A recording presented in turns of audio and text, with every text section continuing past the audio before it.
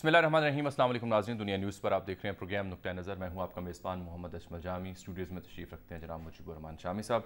آج supreme court میں سماعت ایک بار پھر کل تک کے لیے ملتوی کر دی گئی ہے۔ تمام نظریں بدستور سپریم کورٹ آف پاکستان کی جانب ہیں۔ آج یہ ریمارکس دیے گئے ہیں کہ نگران حکومت کا قیام اس فیصلے سے جڑا ہوا ہے، کوشش ہے کل فیصلہ سنا دیں۔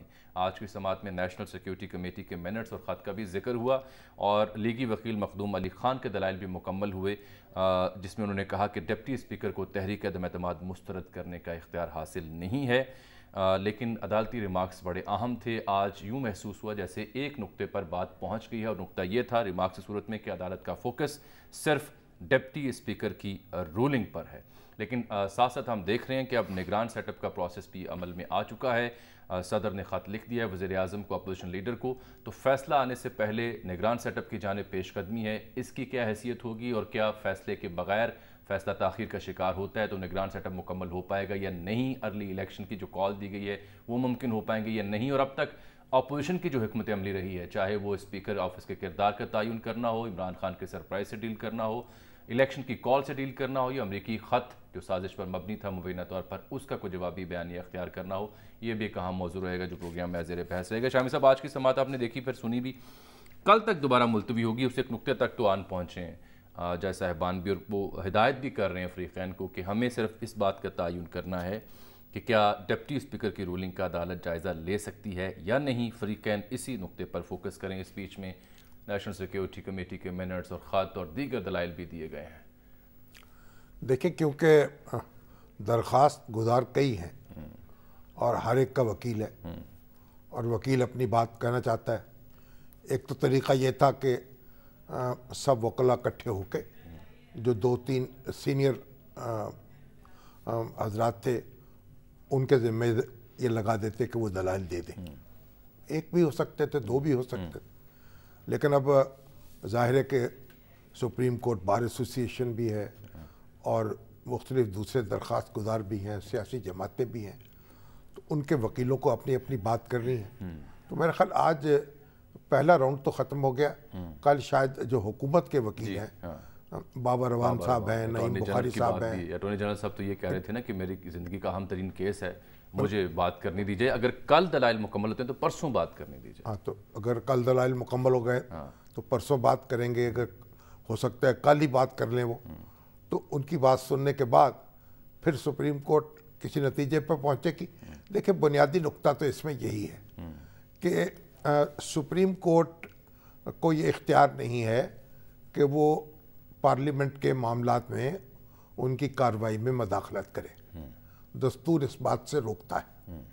لیکن اس کے ساتھ ہی ساتھ یہ ہے کہ اگر اسپیکر یا ڈپٹی اسپیکر جو ہے وہ آئین کو وائلیٹ کر دے تو پھر کیا ہوگا؟ بالکل، یعنی یہاں یہ ہوا ہے کہ جب تحریک قرارداد، جو تحریک عدم اعتماد جو ہے وہ پیش ہو چکی تھی، اس پر ووٹنگ ہونی تھی، تو اسپیکر نے ایک اپنی رولنگ کے ذریعے سے اس قرارداد کو مسترد کر دیا، گویا آئین کا جو پروسیس ہے اس میں رکاوٹ ڈال دی۔ مخدوم علی خان یہ کہتے ہیں کہ ڈپٹی اسپیکر کو تحریک عدم اعتماد مسترد کرنے کا اختیار نہیں ہے، ٹھیک ہے نا؟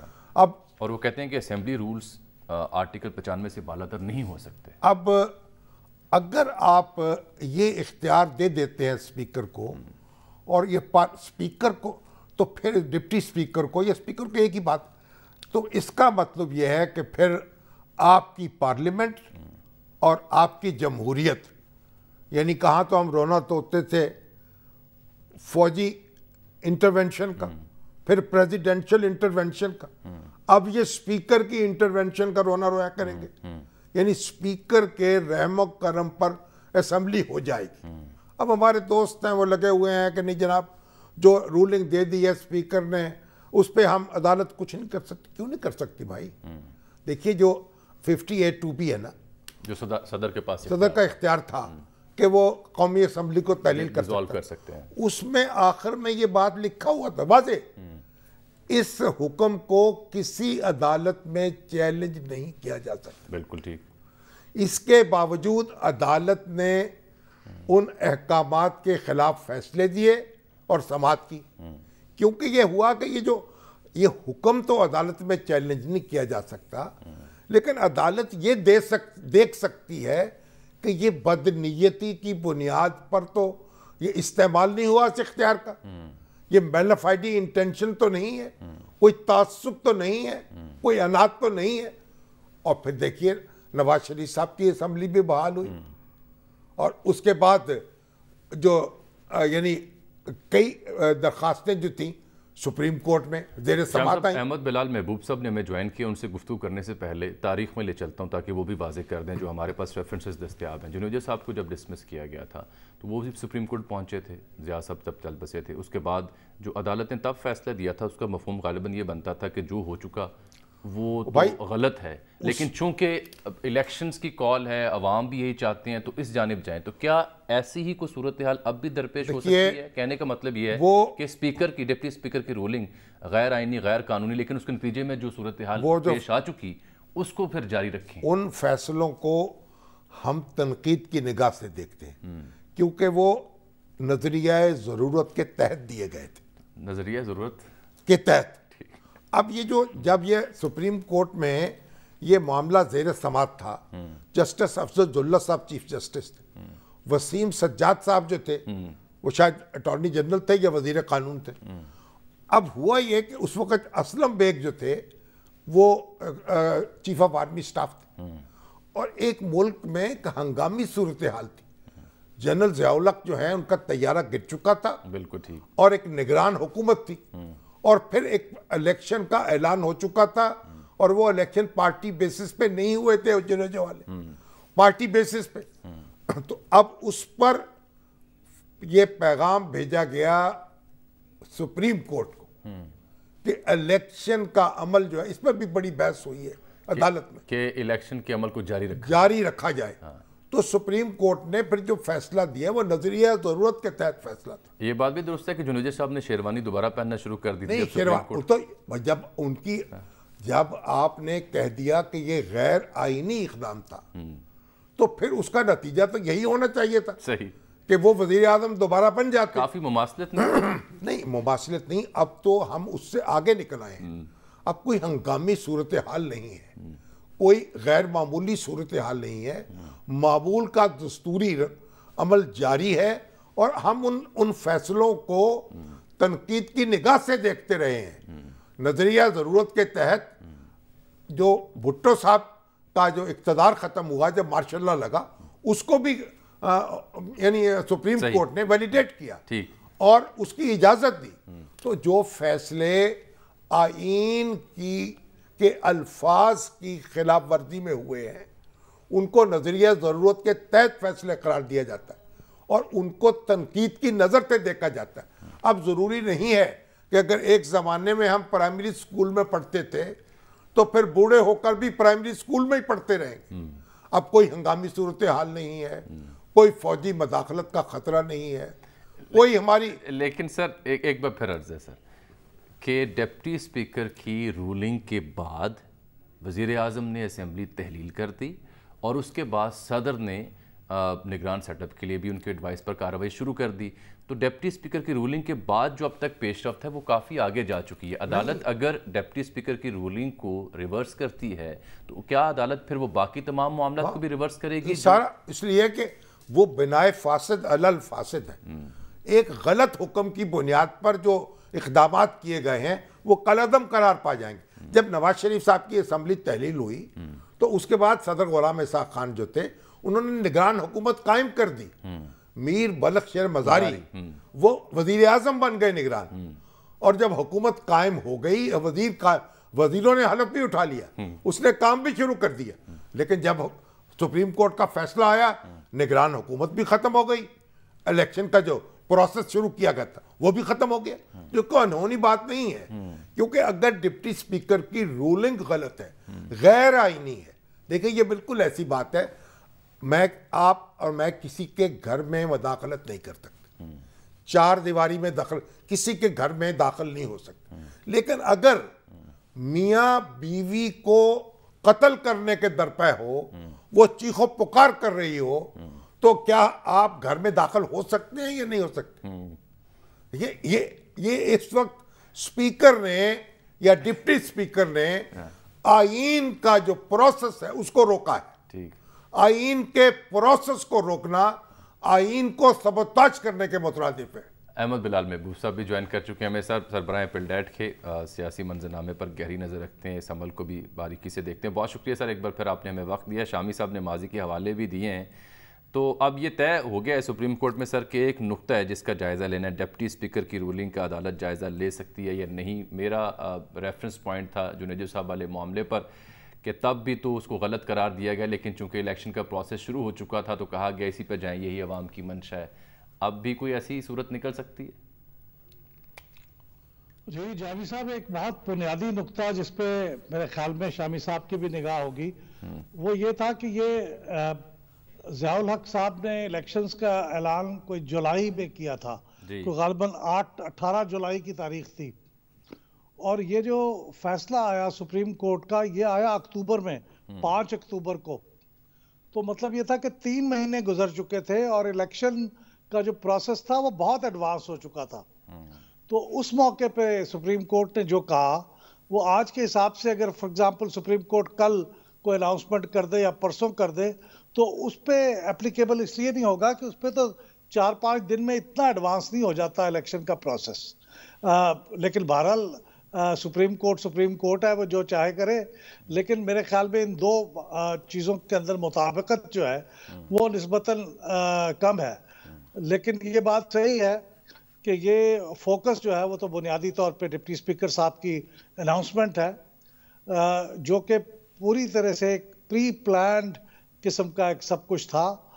कोरियोग्राफ जिसे कहते हैं ना, एक डांस करने वाला, सिखाने वाला, उसको पूरा एक एक स्टेप को बताता है कि अब आपने पाँव इधर रखना है और हाथ इधर उठाना है। बिल्कुल वैसे हुआ। स्पीकर साहब आके बैठते ही जी यूं थिरकना है और फिर यूं आपने बैठ जाना है और खड़े हो जाना है, और किसकी लय पे थिरकना है। तो मतलब ये है कि वो बैठते ही उन्होंने जिस तरह से कहा फवाद चौधरी साहब को, हालांकि कोई उस दिन एजेंडे में उनका कोई काम नहीं था, उनको कहा गया, जो ही उन्होंने बात खत्म की इन्होंने अपनी रूलिंग पढ़नी शुरू कर दी, वो भी पहले से तय थी और स्पीच भी रिपोर्टेडली पहले से रिकॉर्डेड थी, उसके चंद मिनट बाद स्पीच हो गई। तो और उसमें एक बुनियादी नुक्ता ये भी है जो नेचुरल जस्टिस के खिलाफ है कि आप इतनी बड़ी चार्जशीट आपने पढ़ दी है, लेकिन आप जिन लोगों के खिलाफ ये चार्जशीट है वो असेंबली में मौजूद है फुल स्ट्रेंथ में अपनी लीडरशिप के साथ, उनमें से किसी को आप मौका नहीं दे रहे कि वो भी कुछ अपनी सफाई में कहना चाहे तो कुछ कह लें। तो ये सारा प्रोसेस जो है इतना मेरे ख्याल में बचगाना और इतना भोंडा है और इतना अपेरेंटली इतना खिलाफ आईन है और कानून है कि मेरे ख्याल में इस पे ज़्यादा दुश्वारी तो नहीं होनी चाहिए किसी नतीजे में पहुंचने की। लेकिन कानून की इंट्रिकेसीज अपनी जगह होती हैं और उसमें सबको सुनना होता है, और कल 2-3 लोगों को सुना जाएगा और फिर जाहिर है उसके नतीजे में ही फिर कोई फैसला होगा। और बिलाल साहब, अभी तो कोई प्रोसेस शुरू भी नहीं हुआ, अभी तो सिर्फ सदर ने ख़त लिखा है जो कायदे इसमें इख्तलाफ यानी मुबैना, क्योंकि तो ख़त्म हो चुके हैं उनको, वो अब यही कहा जा रहा है कि जब कौमी असम्बली तहलील हो गई, कायदे ऐवान ख़त्म हो गए, कायदे इसमें इख्तलाफ ख़त्म हो गए, तो अब कैसे ये प्रोसेस मुशावरत का शुरू किया सदर साहब ने? ये भी एक आईनी नुक्ता है, एक दिक्कत है जिसको तय करना पड़ेगा, हल करना पड़ेगा। यानी जब असम्बली ही नहीं है, कायदे इसमें इख्तलाफ मौजूद ही नहीं है, कायदे ऐवान मौजूद ही नहीं है, तो मुशावरत कैसे होगी उनके साथ नई हुकूमत के क़याम के लिए? शामी साहब, उस पर हमारा जो कॉन्स्टिट्यूशन है ना, उसके अल्फाज में ये दिक्कत रफा की हुई है उन्होंने, कि उन्होंने कहा leader of the opposition in the out going assembly and leader of the house in the out going assembly. और वो जो कमेटी जो बनेगी, parliamentary committee consisting of members of the out going assembly and the senate.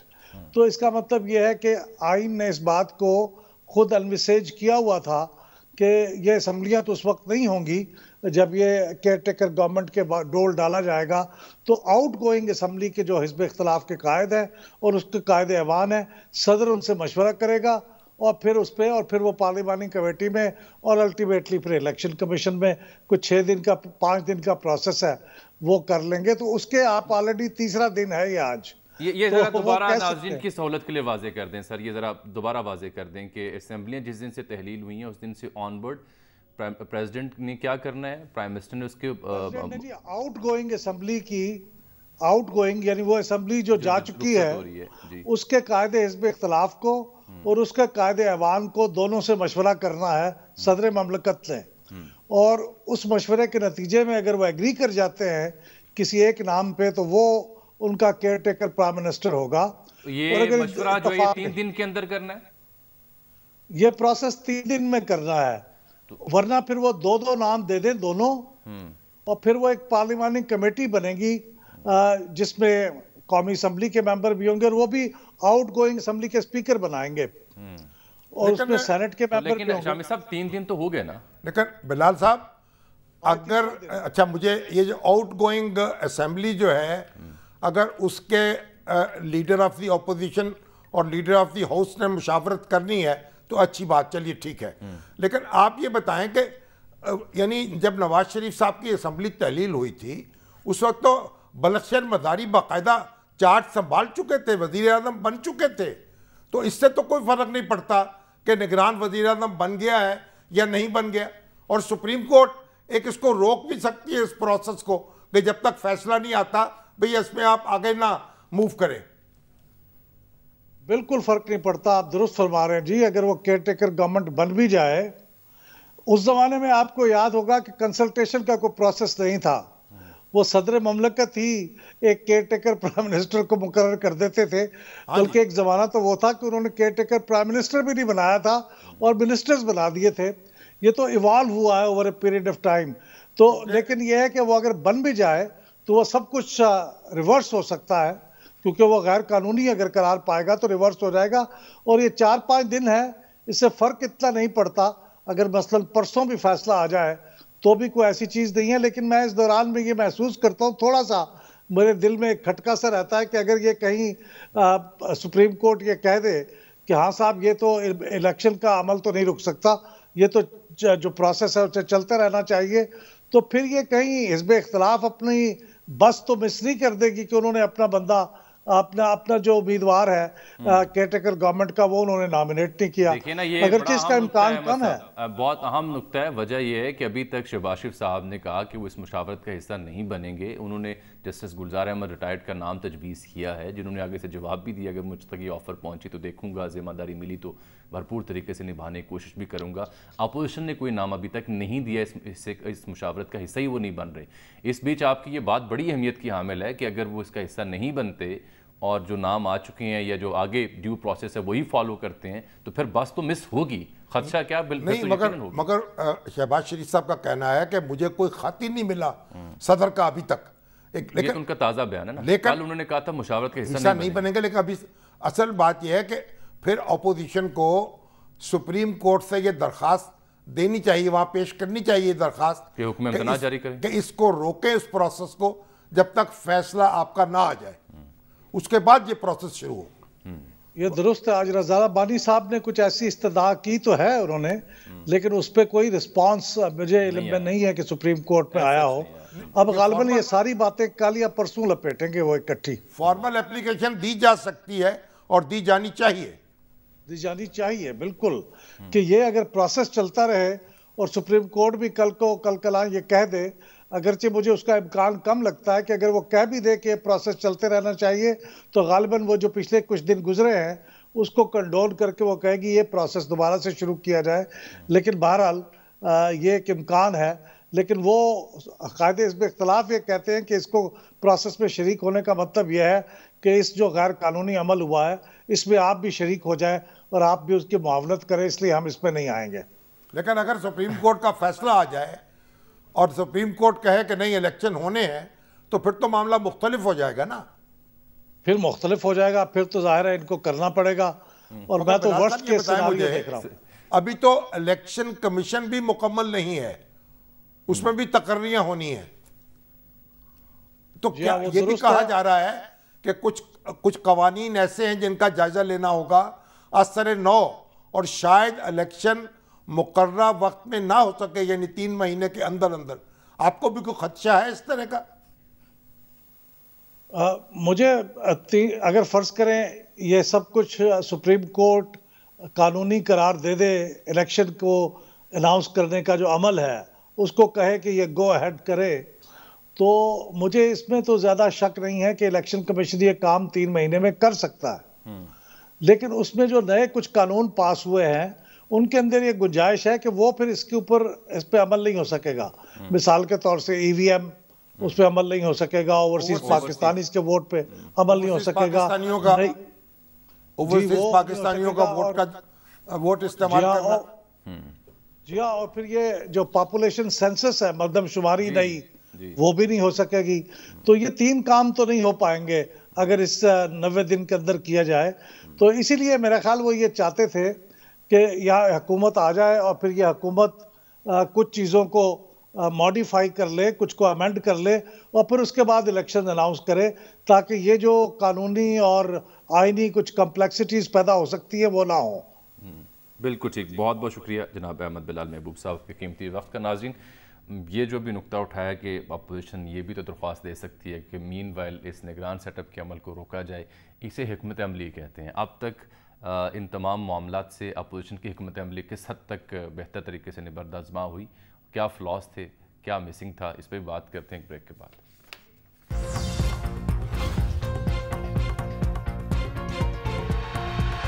Welcome back नाज़रीन। Break से पहले शाम साहब बात ही हो रही थी कि अपोजिशन इस सिलसिले में दरख्वास्त दे सकती है कि निगरान सेटअप के मामले को जब तक फैसला नहीं आता रोका जाए, ताकि बाद में अगर रिवर्स करना शायद मुश्किल हो जाए। तो ये तो सारी हिकमत अमली, सियासी तदबीर, सियासी चालबाजी कहलाती है। डे 1 से शुरू करते हैं। ये चालबाजी नहीं है, ये तो दायरा के सामने की बात, हिकमत अमली कह लेना। एक बड़ी वाज़ेह बात है कि अगर सुप्रीम कोर्ट का यानी की समाअत जारी रहती है और इस दौरान में निगरान सेटअप जो है उसका प्रोसेस भी शुरू हो जाता है, तो फिर ज़ाहिर है कि तो अपोजिशन को या तो उसका हिस्सा बनना चाहिए या उससे, अगर मैं यही अर्ज़ कर रहा था आपसे कि डे 1 से शुरू करते हैं। स्पीकर ऑफिस का किरदार हो, वो क्या कर सकते हैं, क्या नहीं कर सकते। स्पीकर ऑफिस के ख़िलाफ़ पहले तहरीक अदम एतमाद लानी, ये वज़ीर-ए-आज़म के ख़िलाफ़ यहाँ एक फ्लॉ नज़र आया। फिर उसके बाद जो इमरान खान साहब ने बयानिया तश्कील दिया अमरीकी साजिश का, उस ख़त का, उसके जवाब में अपोजिशन की क्या हिकमत अमली थी, ये दूसरा नुक्ता है।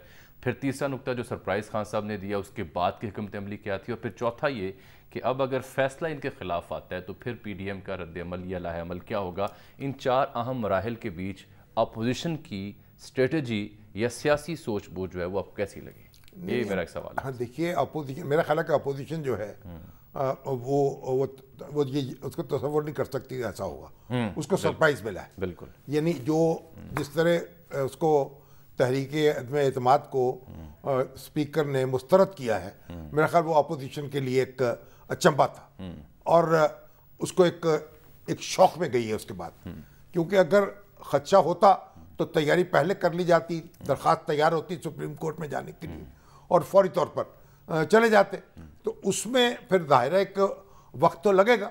तो मगर ये जो हर पाकिस्तान में ये तजर्बे नए नए होते हैं, हर बार तो कोई ऐसी नई स्कीम, नया फार्मूला, नई पैकिंग, ऐसा आप इस तरह का एक इंटरनल जो डॉक्यूमेंट है उसके ज़रिए से आप इतना एक तूफान उठाएंगे और फिर अपोजिशन जो है वो जो करारदाद अदम एतमाद है उसको आप मुस्तरद कर देंगे और उसकी गिनती, अपोजिशन तो अपनी गिनती पूरी कर रही थी, उसके लोग तो पूरे थे और इस वक्त हुकूमत अब मिनॉरिटी में थी, बल्कि शाम को जश्न मनाने का प्लान भी था। तो देखिए, बात यह है जश्न मनाने का प्लान था या नहीं था, जो कुछ भी था, लेकिन बहरहाल ये जो कुछ हुआ है ये अनप्रेसिडेंटेड हुआ है और अपोजिशन कैलकुलेट नहीं कर सकती। नहीं, कोई भी कैलकुलेट नहीं कर सकता था इसको।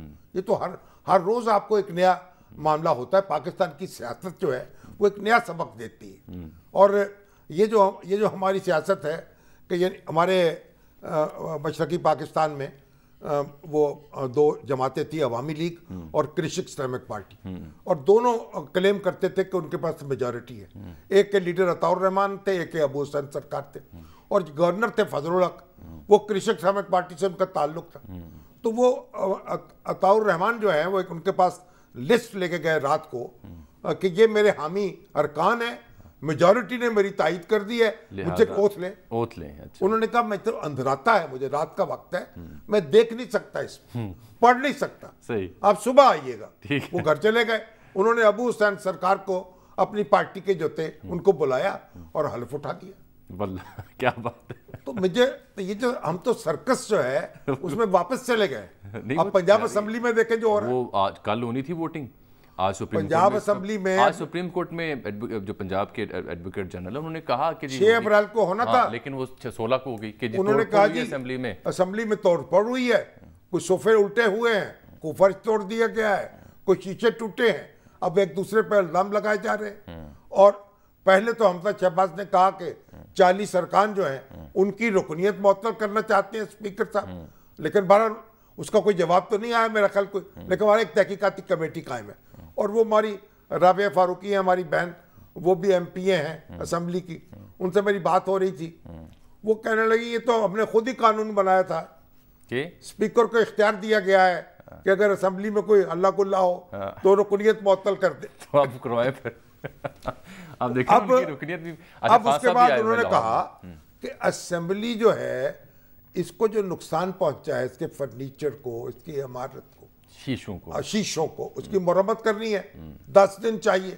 تو اب وہ معطل ہو گیا, ملتوی ہو گیا, مؤخر ہو گیا. اجلاس جو ہے اب 16 کو ہوگا, ہوگا کہ نہیں ہوگا. اتنی دیر میں سپریم کورٹ کا فیصلہ بھی امکان ہے غالب کہ آ جائے گا, صورتحال واضح ہو جائے گی. مگر یہاں تو دیکھیں نا, یہاں تو وزیر اعلیٰ نے استعفیٰ دیا ہوا ہے, ان کی جگہ نیا آپ نے قائد ایوان منتخب کرنا ہے.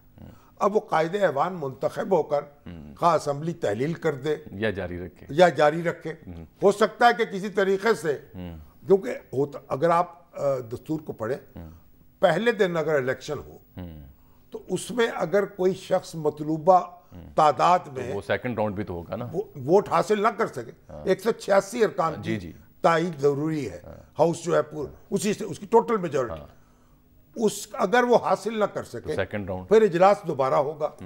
پھر اس میں جو صاحب منتخب ہو جائیں گے حاضر ممبران کی, دستیاب ممبران کی اکثریت سے, وہ حلف اٹھا لیں گے وزیر اعلیٰ.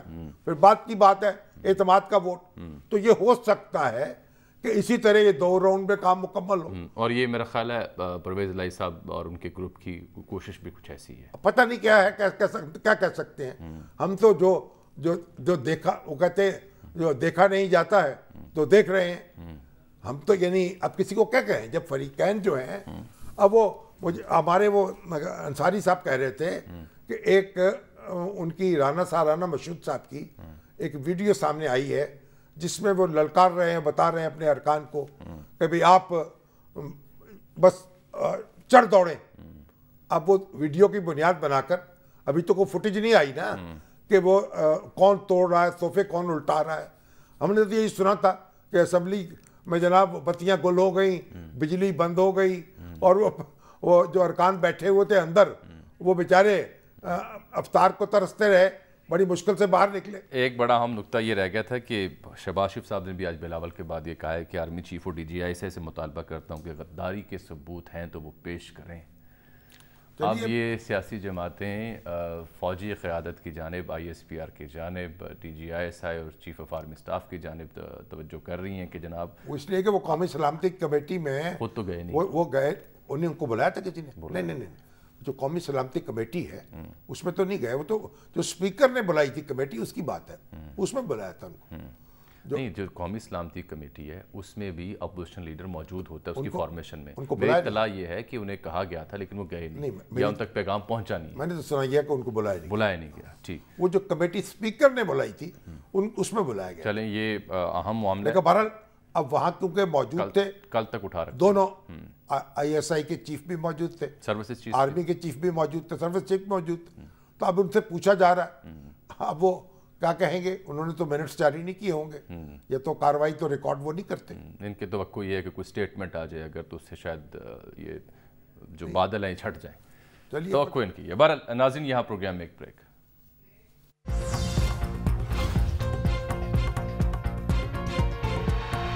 ناظرین, اس کے ساتھ ہی آج کے پروگرام کا وقت یہاں ختم ہوا. چاہتا ہے آپ سے ملاقات کل, تب تک کے لیے اللہ حافظ.